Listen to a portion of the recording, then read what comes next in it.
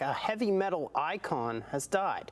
Ozzy Osbourne, the frontman for heavy metal group Black Sabbath, has passed at the age of 76.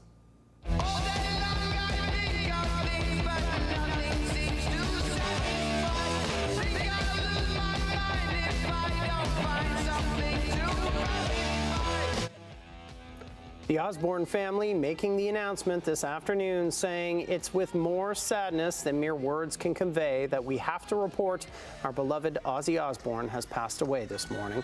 His death comes just weeks after he reunited with his original Black Sabbath bandmates for a final show. Osbourne was also well known for the multi-season reality TV show that bore his family's name. No cause of death has been released, but the singer was battling Parkinson's disease. Ozzy Osbourne was 76. All right, for more on this, we're joined by music expert Eric Alper. Eric, thanks for being with us tonight. What did Ozzy Osbourne mean to the evolution of heavy metal music? Oh, I mean, everything. It seemed like half of America back in 1968 were putting flowers in their hair, going down to San Francisco. And the other half of it was in the streets marching against Vietnam. And what Ozzy and his bandmates wanted to do was be on the other side of that peacefulness and that lovey-doveyness and actually still write pop songs, but with a very, very kind of low bass and industrial feel to it, because they came from the industrial part of England. And so, when they first started and they released the album Paranoid back in 1970, and then in 1971 did Masters of Reality, they kind of invented both, heavy metal and also psychedelic music in that kind of a way that is still being felt today. In fact, you mentioned at the top about that concert that happened just 3 weeks ago, the Back to the Beginning show. The sheer amount of all-star bands that were there, from Guns N' Roses to Metallica, just shows you that when you're playing rock music, eventually you are going to get to Black Sabbath and Ozzy Osbourne, and I mean, his music will be there forever. He became infamous for his excesses, like, biting the bat's head off, his drug-fueled lifestyle. Yet he went from someone who was at one point vilified as a Satanist to this popular foul-mouthed reality TV star. Was it him who was transforming over the years, or was it just the way that we viewed him? No, I think they transformed it.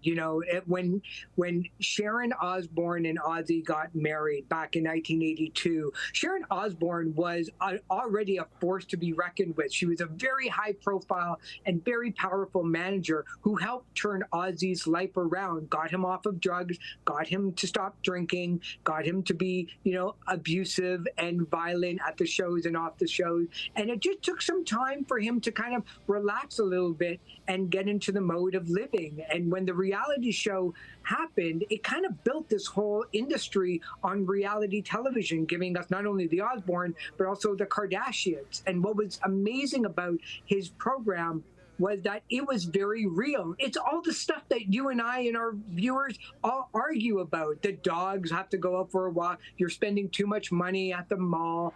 And it was one of the first times that we actually saw what a rock star's life really was and how absolutely normal it looked away from the stage.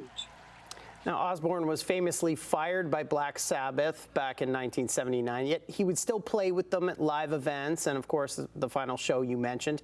What do you think kept them all tied together?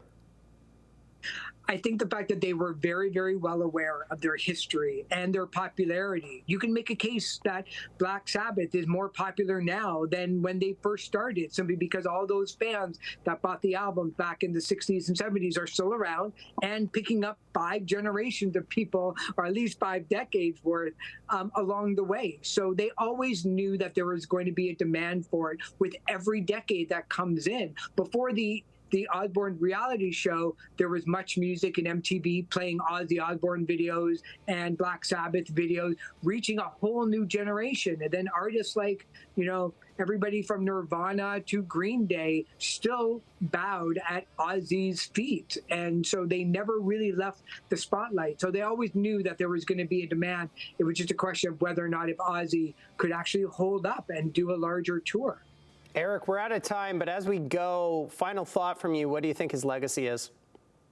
One of the most brilliant musicians that ever did it. I mean, what a legacy, what a rock star. We will never, ever see the likes of him again. That's Eric Alper, a music expert and man of many skills. Thanks so much, Eric, for joining us tonight. Thanks so much for having me. We'll talk soon. All right, Ozzy's passing has many who knew him reflecting on their encounters with the legendary frontman, including former rock radio DJ Joey Vendetta from Toronto's Q107, who interviewed Osbourne a few times and met his wife Sharon, too.